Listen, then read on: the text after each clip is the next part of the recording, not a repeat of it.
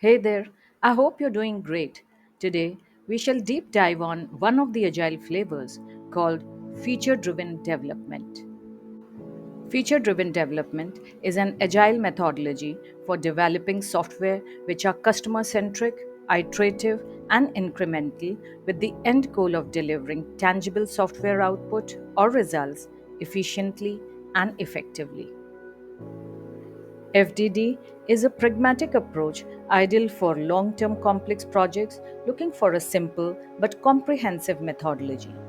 FDD is a structured methodology which values documentation more than any other methods. Now, let us see what is FDD. Jeff DeLuca is a global information technology strategist and an author in the field of software development methodology. He is considered as the primary architect of feature driven development, which is a lightweight methodology for developing computer software with reduced management overhead, time, and money.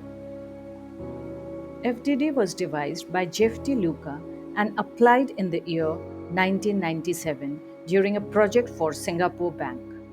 The project took 15 months with 50 people and it worked well. FDD was further refined by Jeff DeLuca, Peter Cord, and others. This resulted in a set of five processes that covered first, the overall development of the model, second, the listings, third, planning, fourth, design, and fifth, building of the features.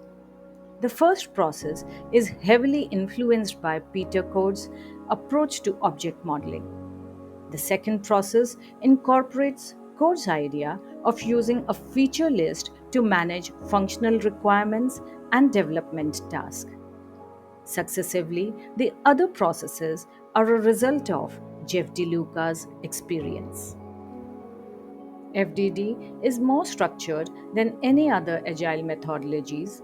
This is reflected in the methods and techniques it advocates and is broken down into five steps or activities, which we'll see later. Now, feature driven development is an agile framework which is customer centric software development methodology known for short iterations and incremental with frequent releases. FDD allows the team to update the project regularly and identifies errors quickly. It encourages the status reporting and helps track progress or results. Like Scrum, FDD requires the customer to attend the initial design meeting and iteration retrospectives. Now, the first step in feature driven development methodology is to develop an overall or initial model that helps to outline an initial domain object model. An FDD team will determine the project scope and starts with a high level walkthrough of scope of the system and its context.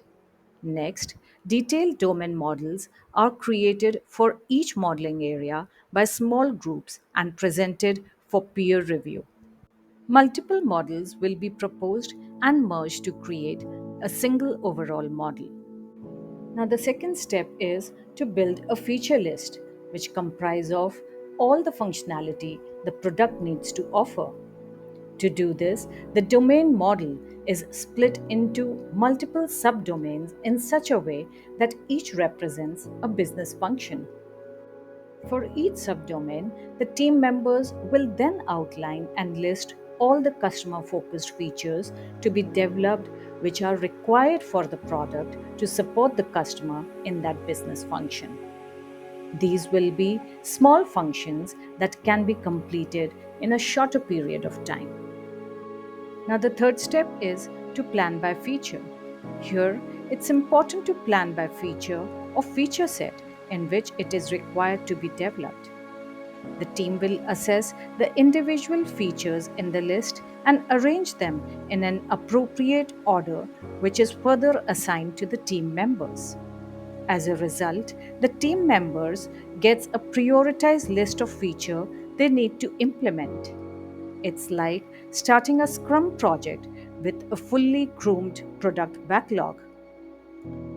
In the further steps of FDD, that is, design and build, the team work through the feature list on a feature by feature basis. Work proceeds in 2 week cycles or iterations and is thus inherently iterative and incremental. The strict 2 week cycle is the reason why FDD wants the team to break the requirement into multiple features to fit the time frame and support its development. The fourth step is design by feature. At this stage, the team's chief programmer will choose which features to develop within a 2 weeks period. A design package will be created for each feature, and the team members will conduct a review before feature building commences. Each feature team works on the detailed design of the feature assigned to them for the current iteration. Developers and domain experts are helped by the chief architect and chief programmer as needed. Working on these specific designs increases knowledge about the product, which assists to inform about any changes that are needed to the initial domain object model. During each iteration and at the end of the design phase, a review is conducted by the entire team, which ensures that overlaps are identified and all the team members are aware of the overall model and design and stay within the original product concept. Now, the fifth step is to build by feature.